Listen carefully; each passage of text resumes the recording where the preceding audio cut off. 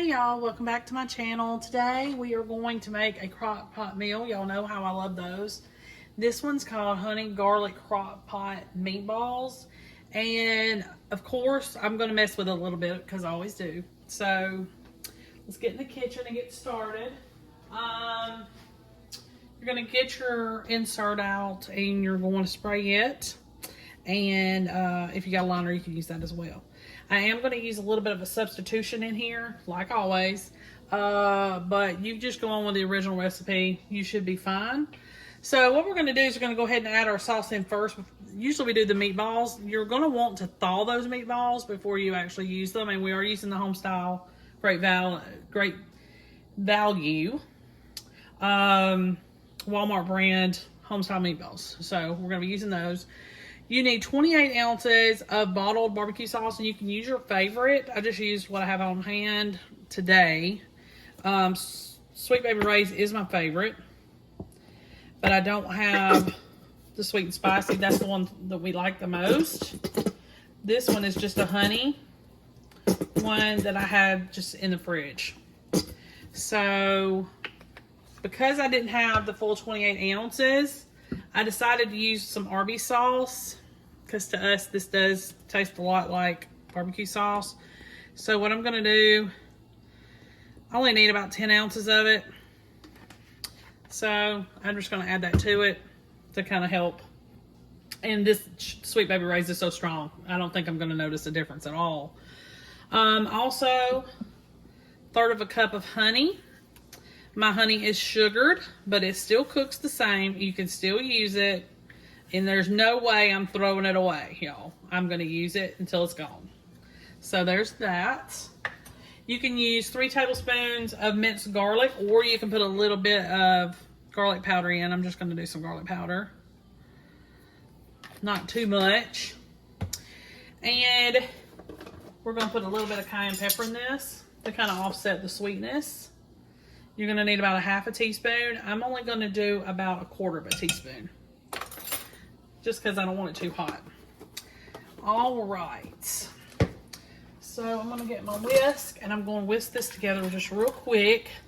The best I can because of my sugared honey here. You just need to mix it. All right. And remember, very, very important, thawed meatballs, okay?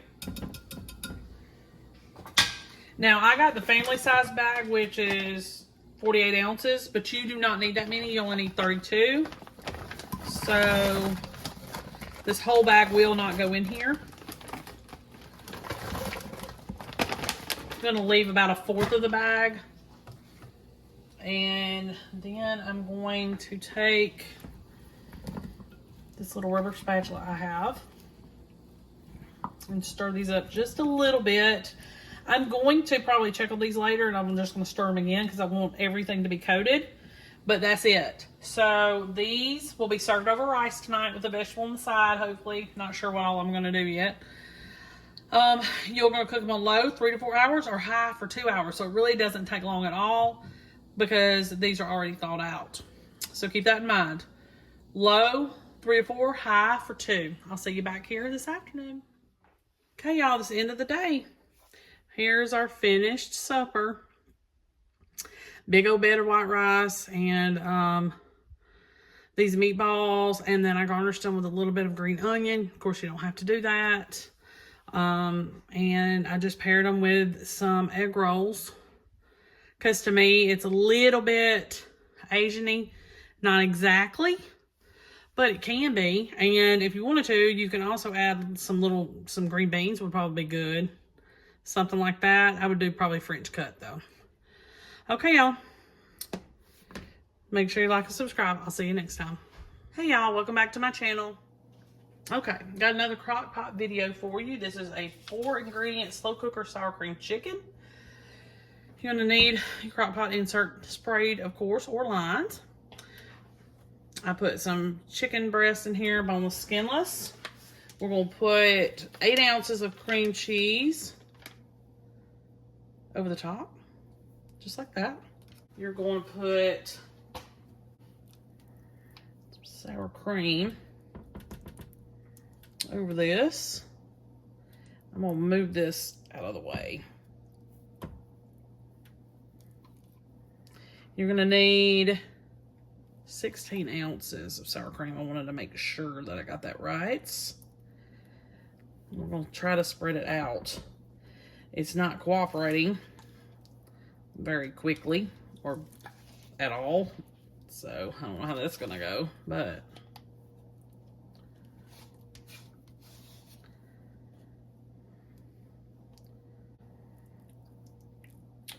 so spread this out on your chicken. And you can use 4 chicken breasts. I just use 3 because these are kind of big. Get all this sour cream off.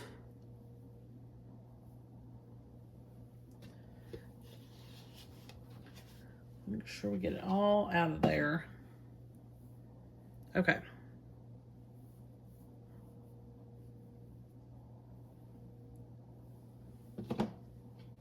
And then we're going to push that back down in there. Okay, so you're going to add some chicken, boneless skinless chicken breast, a block of cream cheese, whole block, and 16 ounces of sour cream or Greek yogurt, whichever one. And then you're going to take a pack of, I'm going to use this one, but you just need like a, I don't know what this is even called, a chicken coating mix, like shake and bake. And you're going to sprinkle that all over the top. And you're going to use the whole packet.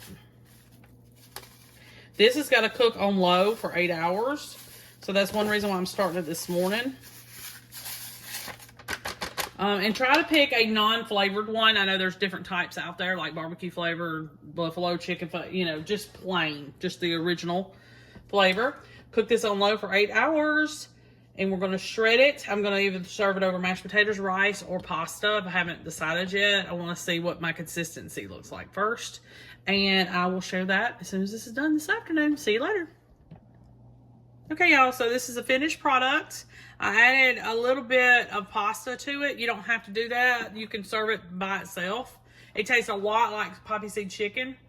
And I've included some green beans in this. You can also pair a salad with it, of course, anytime.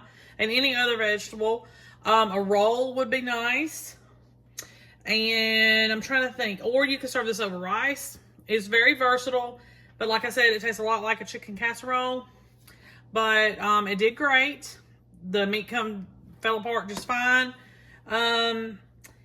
What I would suggest is don't let it sit. When it's ready to be, you know, when it's done and you've shredded it, try to serve it within about 30 minutes of you doing that, because it will start to dry out. But other than that, it tastes really good. And you don't even need to add salt or pepper unless you just want to. To me, it tasted fine without it. Make sure you like and subscribe. I'll see you next time.